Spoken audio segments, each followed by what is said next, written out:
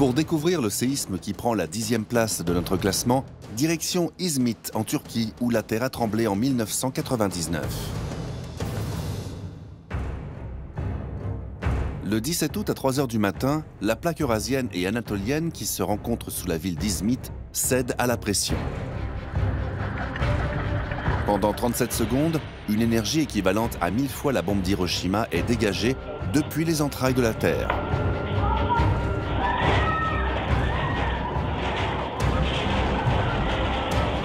Les ondes sismiques qui en résultent vont déchirer le sol et déclencher un terrible tremblement de terre.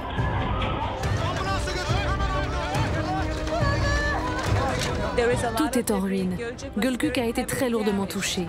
Comme la ligne de faille traverse la ville, il y a beaucoup de dégâts.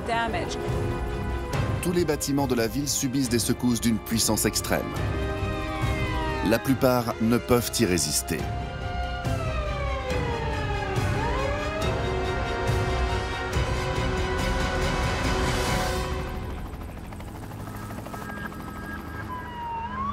En à peine une minute, la ville plonge dans le chaos.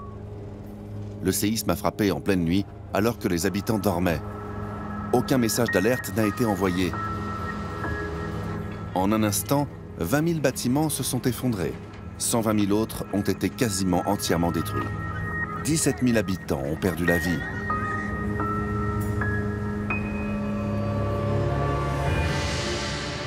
Les villes de Gölcük, Derins, Darissa et Sakarya sont elles aussi en partie détruites, ainsi qu'une grande partie de la capitale, Istanbul.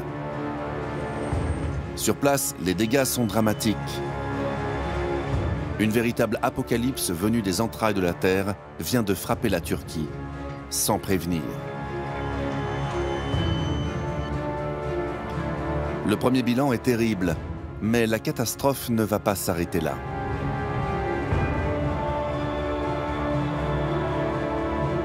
Un incendie se déclenche dans la plus grande raffinerie du pays, située à proximité de l'épicentre du séisme. Alors que les équipes de secours cherchent encore des survivants, au même moment, des centaines de pompiers doivent lutter contre l'incendie qui risque de faire exploser des millions de litres de pétrole. Mais pour éviter une nouvelle catastrophe, les sauveteurs sont obligés d'évacuer les alentours. Certains survivants du séisme ne pourront être secourus. Ils périront sous les décombres de leur maison.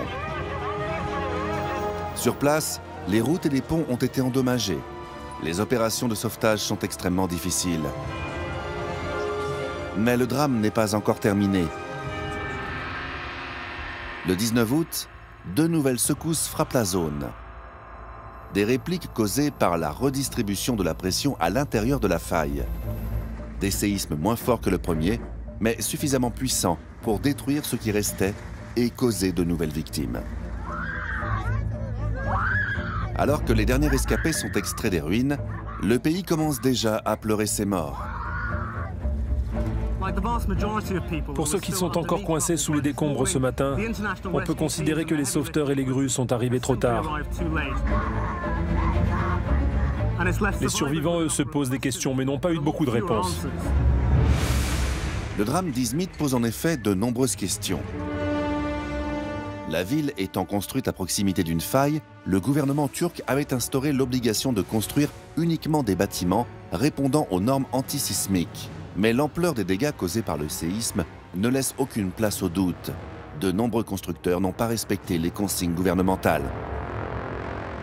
L'endroit et la puissance du séisme avaient été anticipés par les experts dès l'année dernière. On ne savait pas quand ça allait se produire, mais ils auraient dû s'y préparer. Face à ce constat, les autorités ont été prises à partie par la population et les responsables de telles négligences ont été poursuivis en justice. Depuis, les normes de construction des nouveaux bâtiments ont été renforcées dans toute la région. Parviendront-ils à résister à la puissance d'un nouveau séisme ? Impossible aujourd'hui d'en avoir la certitude. En attendant, les habitants d'Izmit garderont à jamais en mémoire les images du terrible tremblement de terre du 17 août 1999.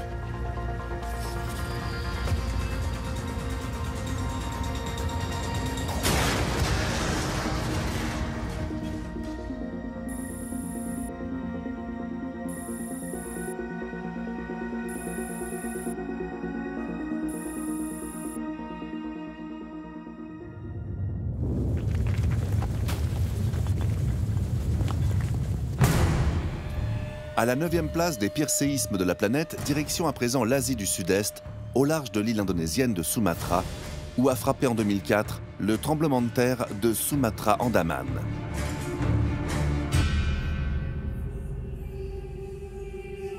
Sur la planète, il y a en moyenne plus d'1 million de tremblements de terre chaque année.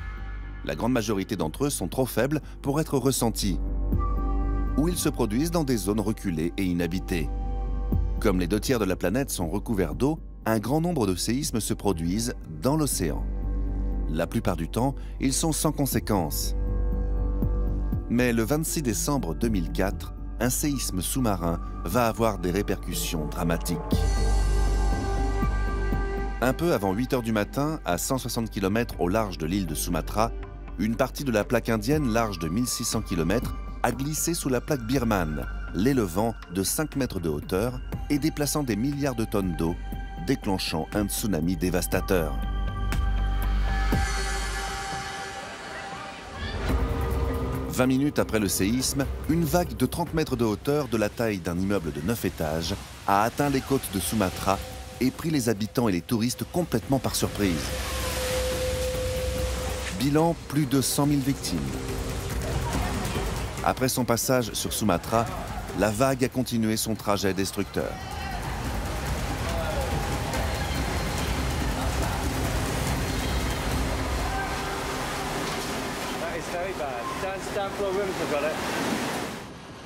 Le bilan final du tsunami s'élèvera à plus de 220 000 morts dans un rayon de plus de 8 000 km. Une catastrophe d'une ampleur rarissime, déclenchée par un séisme invisible dont les premières ondes sismiques sont nées dans les profondeurs de l'océan.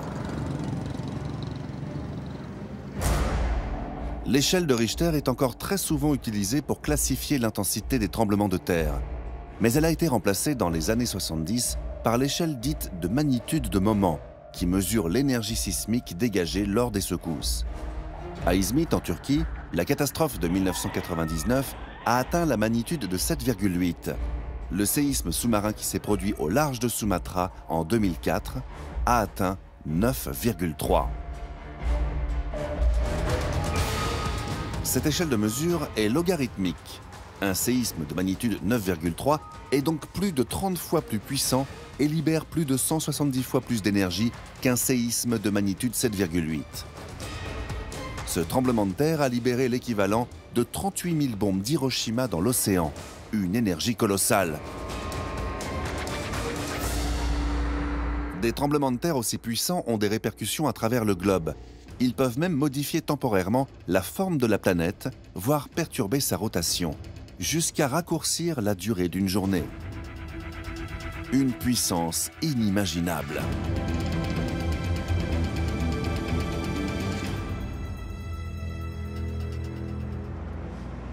Lors de la catastrophe de 2004 en Indonésie, le tsunami a fait la une des journaux. Mais le séisme qui l'a déclenché a lui aussi causé des dégâts. Avant que la vague mortelle n'efface tout, on estime que des centaines de bâtiments se sont effondrés dès les premières secousses et que des milliers de personnes sont mortes avant même l'arrivée du tsunami. Le séisme a impacté toute la région. L'altitude des îles Andaman et Nicobar a baissé de 1 mètre, les plaçant sous le niveau de la mer. Les côtes de l'Inde ont elles aussi extrêmement souffert. L'ampleur des dégâts dans ce secteur de la côte Est montre à quel point les habitants ont besoin d'aide pour reconstruire. Ces gens ont tout perdu, leur maison, leur travail et leur famille. Le tremblement de terre de Sumatra-Andaman est une nouvelle preuve de l'énergie terrible que peut libérer un séisme d'une telle magnitude.